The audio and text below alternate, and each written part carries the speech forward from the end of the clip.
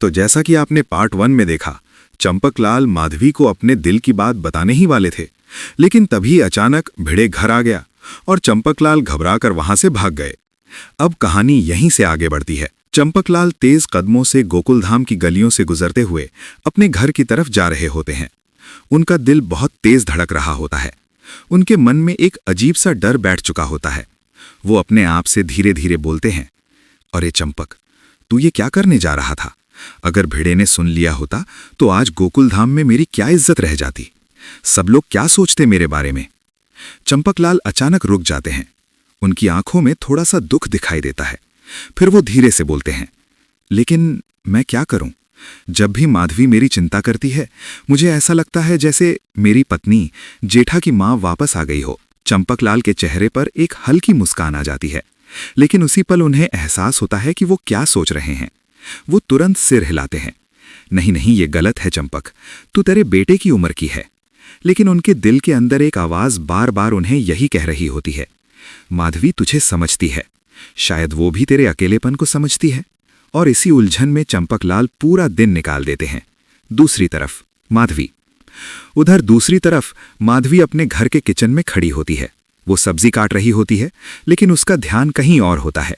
उसे बार बार वही पल याद आ रहा होता है जब चंपकलाल उससे कुछ कहना चाह रहे थे। माधवी धीरे से बोलती है, आज चाचा जी इतने घबराए हुए क्यों थे?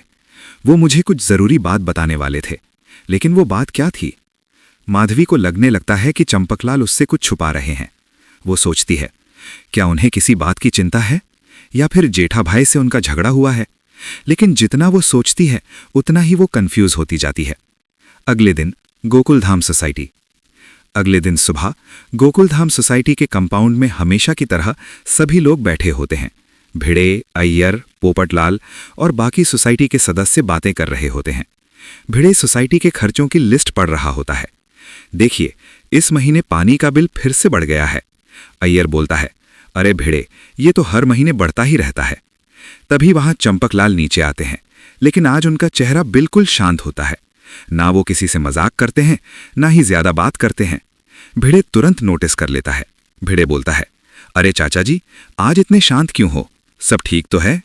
चंपकलाल हल्की मुस्कान देते हैं, हाँ भिड़े, सब ठीक है। लेकिन असल में सब ठीक नहीं होता। माधवी दूर खड़ी चंपकलाल को देख रही होती है। उसे साफ लग रहा होता है कि जरूर कोई बात है। फिर चंपकलाल वहां से चला जाता है। उस रात चंपकलाल अपने कमरे में अकेले बैठे होते हैं। कमरे में बिल्कुल सन्नाटा होता है। तभी चंपकलाल धीरे से बोलते हैं, मैं बहुत अकेला हो गया हूं। जेठा अपनी दुनिया में व्यस्त है, मुझे समझने वाला कोई नहीं है। फिर वो अचानक चुप हो जाते हैं। कुछ सेकंड बाद वो गहरी सांस लेते हैं और अचानक बोलते हैं, बस अब और नहीं। अगर मुझे सच जानना है तो मुझे माधवी से सीधे बात करनी ही होगी। चंपकलाल उसी पल फैसला कर लेते हैं, कल वो माधवी को अपने दिल की बात बता देंगे। अगली सुबह भिड़े आचार पापड़ की डिलीवरी के लिए निकल जाता है। सोनू भी बाहर चली जाती है। माधवी घर पर अकेली होती है। वो किचन में काम कर रही होती है। तभी दरवाजे पर टिक टिक की आवाज आती है। माधवी दरवाजा खोलती है और सामने चंपकलाल खड़े होते हैं। माधवी हैरान हो जाती है, अरे चाचा जी, आप आइए ना अंदर। चंपकलाल अंदर आते हैं, लेकिन आज उनके चेहरे पर अजीब सी गंभीरता होती है। माधवी तुरंत पूछती है, चाचा जी, आप कुछ परेशान लग रहे हो, क्या बात है?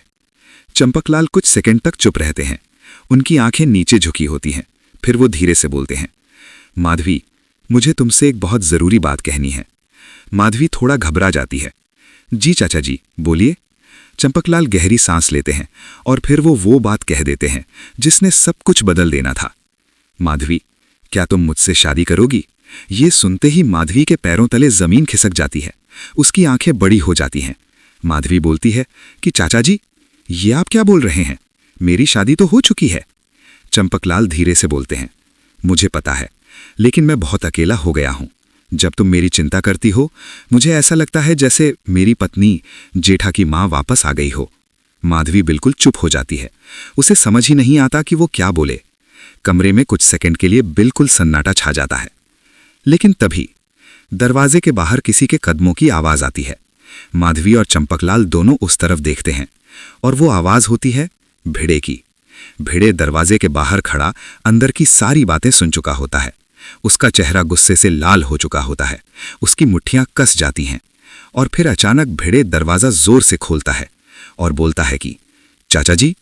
उसकी आवाज़ पूरे घर में गूंज जाती है। मैंने आपको हमेशा अपने पिता जैसा सम्मान दिया, और आप? भिड़े की आंखों में गुस्सा और दर्द दोनों होता है। और इसी के साथ इस स्टोरी के पार्ट 2 का एंड हो जाता है। आगे की स्टोरी देखेंगे नेक्स्ट पार्ट में। और हाँ, अगली वीडियो बहुत ही ज़्यादा इंटरेस्टिंग होने वाली है, तो चैनल को सब्सक्राइब ज़रूर कर लेना।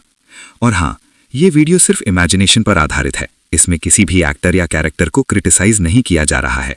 ये स्टोरी सिर्फ मौज मस्ती के लिए बनाई गई है, तो इसे सीरियसली ना लें।